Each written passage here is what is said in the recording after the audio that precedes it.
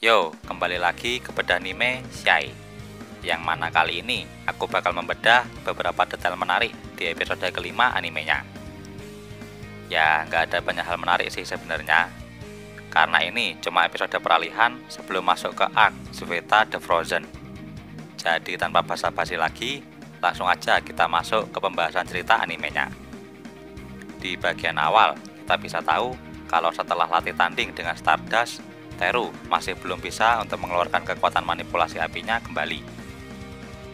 Oh iya, sebelumnya kalau kalian ingat, Lady Black sempat menggunakan suatu pose untuk memperkenalkan dirinya.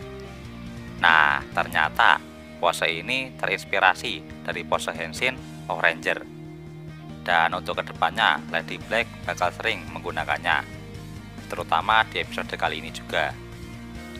Sebenarnya alasan Lady Black menggunakan pose perkenalan ini karena ia merasa tertarik dengan pahlawan Jepang yang selalu menggunakan roll call untuk memperkenalkan dirinya. Ini juga udah disinggung di Omake episode kelimanya. Oke, lanjut ke cerita. Lady Black yang datang ke rumah Teru memberikan perawatan tambahan untuk memantau luka pasca latih tanding sebelumnya. Selama perawatan ini bisa terlihat bahwa para pahlawan bisa menggunakan kekuatannya dengan santai tanpa perlu berubah terlebih dahulu, yang mana artinya jumlah emosi yang dapat dikonversi oleh wristband bisa diatur oleh para pahlawan. Selesai dengan perawatan luka Teru, Lady Black dimintai tolong untuk mengobati Nenek Chihiro yang merupakan kenalan dekat Teru. Sesaat sebelum memulai pengobatan, Lady Black sempat menyinggung bahwa kekuatan pahlawan nggak boleh digunakan untuk urusan pribadi. Kalimat ini adalah kunci utama yang menjadi penyebab kenapa pahlawan Jepang sebelumnya, yaitu Shine, menghilang secara tiba-tiba.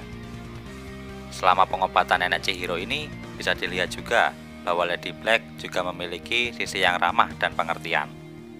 Bahkan ia menyanggupi untuk menemani Nenek Chihiro mendaki gunung, yang biasa dilakukannya untuk menghormati kepergian suaminya. Sebelum memulai pendakian, Teru kembali menyebut dirinya sebagai seorang karakter rumahan yang jarang berkegiatan di luar ruangan. Di sini kita juga diperlihatkan tentang masa lalu Lady Black yang selalu dihina oleh teman-temannya karena kehilangan kakinya dan menyebut bahwa dirinya nggak akan bisa mendaki gunung. Sedikit trivia buat kalian, wilayah Swiss alias tempat tinggal Lady Black adalah sebuah negara yang penuh dengan pegunungan. Makanya Lady Black membenci gunung alias negaranya semenjak ia kehilangan kakinya. Tapi berkat semangatnya yang kuat, ia berhasil menunjukkan bahwa orang dengan kekurangan sekalipun bisa mewujudkan impiannya jika mau berusaha. Karena hal itulah, Unilord menanggapi semangat Lady Black dengan memberinya wristband untuk menjadi pahlawan. Inti dari perkataan Lady Black ini sebenarnya untuk menyemangati Teru untuk lebih percaya diri dengan hatinya. Makanya setelah kejadian tersebut, Teru mulai memikirkan cara untuk bisa membangkitkan hatinya kembali, sampai-sampai nggak fokus sama pelajaran di sekolah. Hingga akhirnya Teru bertemu dengan anggota ekskul kaligrafi yang memberikan inspirasi untuk menuangkan hatinya ke suatu media. Di sini aku cukup mengapresiasi studio 8-bit buat animasi dan desain karakter anggota ekskul kaligrafi. Karena aku pikir bakal dibuat seadanya aja, karena karakter ini cuma muncul sekali. Good job 8-bit. Oh iya, selama interaksi dengan anggota ekskul kaligrafi, bisa dilihat juga perilaku Teru yang sangat menunjukkan sisi introvertnya.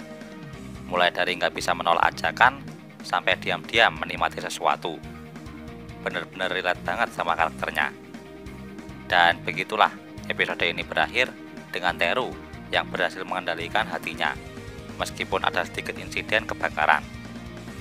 Untuk next episode, alias episode ke-6, sepertinya akan memulai arc Sveta the Frozen, sekaligus pertemuan pertama dengan Mian Long, sang pahlawan Cina. Tapi sebelum itu, kita juga bakal melihat beberapa kekocakan yang dilakukan Teru untuk menaikkan namanya sebagai sosok pahlawan Jepang. Jadi mari kita nantikan episode ke-6 tayang pada 6 November mendatang. Dan sekian pembahasan kali ini. See you.